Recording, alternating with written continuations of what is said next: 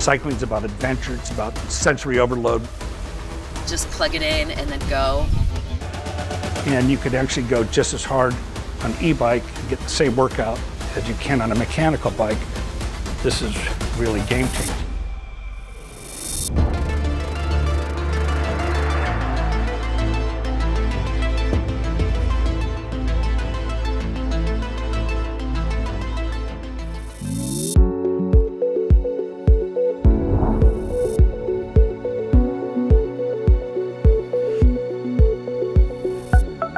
From a racing perspective, you're always looking for the next edge. So it's aerodynamics, it's weight. And I think that's what I'm trying to bring into all our bikes. My name is LeMond. I discovered cycling when I was 14 years old, moved to Europe when I was 19, raced for 14 years in Europe. I ended up winning the Tour de France 3 times, 1986, 1989, and 1990. I'd started my bike company in 1986 after I won my first Tour de France. I used the sport's first carbon fiber bicycle and realized the competitive advantage of having a lightweight bike. Went on a trip to Europe, I rode my first e-bike. I had just broken my back in a car accident and was out of shape, not feeling good. I got on this bike, felt like I was riding as a person in shape. That was kind of the spark that had me really thinking about the benefits of an e-bike. Some of our favorite technical aspects are that it's hard to see what the technical aspects are of our bike. Our technology is hidden, so to speak, and I think that's the thing that we're most proud of. The design is sleek, it's intuitive, it's simple, carbon fiber is extraordinary, which leads to our greatest differentiator, which is the weight.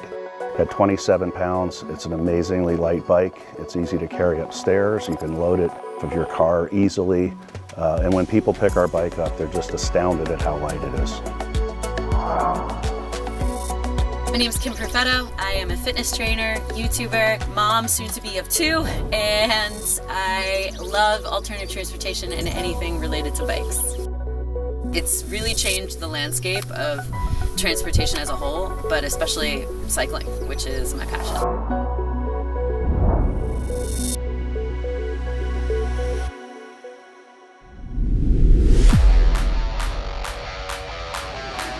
People my age remember the Bionic Woman or the $6 Million Man. It really is the closest thing you can get to like a bionic extension of your own body. You hit our assist and you ride it. When you need a little help, it's there to help you.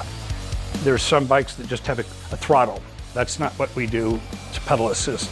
The pedal assist is triggered as soon as you begin pedaling. It will sense the pedals have begun, and we've got 3 levels. And you can set it at the highest level, and as you pedal, it will take you to that level. Bluetooth compatible. Say, for example, you're in the mid-level. The most assist that you would like would be in the middle of the middle level. You would set that on your phone, and then as you're pedaling, and as you need that assist and that cadence, it will take your assistance right up to that level. You can actually ride like a professional rider without being a professional rider at that speed. Oomph from the battery, like the little wonderful assist that when you decide to start pedaling, it just whisks you away into this wonderful place of movement. I love that about an e-bike.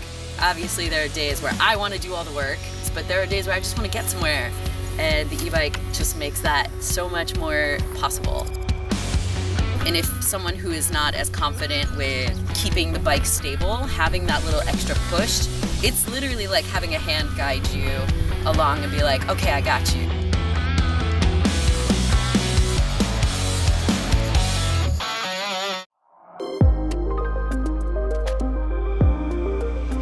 Every aspect of this bike has been just acutely designed by Greg and our bike designers. I believe in carbon fiber is the ultimate engineering design material. You can shape and make a product that you can't with metals. You know, my goal is to bring some automation into manufacturing and bring the price down of some of these carbon fiber bikes where it's competitive with aluminum. Lightweight, no corrosion, 5 times stronger than steel. From a design perspective, it's much more attractive. We have 2 models, the Dutch and the Prologue. Both those are easy to ride. Pure cyclists have really taken to it. Our Prologues are ridden in cycling events right next to cycles that are mechanical, and people can't tell the difference. And I think what I was really trying to appeal to were people that didn't want to be seen on an e-bike. You know, I'd just like to have a bike that looks like a normal bike. That's the ultimate, is you can't tell it's an e-bike. They might want to have an e-bike, but they don't want to look like they're on an e-bike. And some people want style, some people want speed, some people want functionality. There really is space in the market for all of it. And having something that is beautiful and sleek and internal everything is just gonna speak to that consumer and get that person on an e-bike that maybe wouldn't try it before. When you put Greg LeMond's name on a bike, people pay attention, people review it, and the reviews have just been outstanding.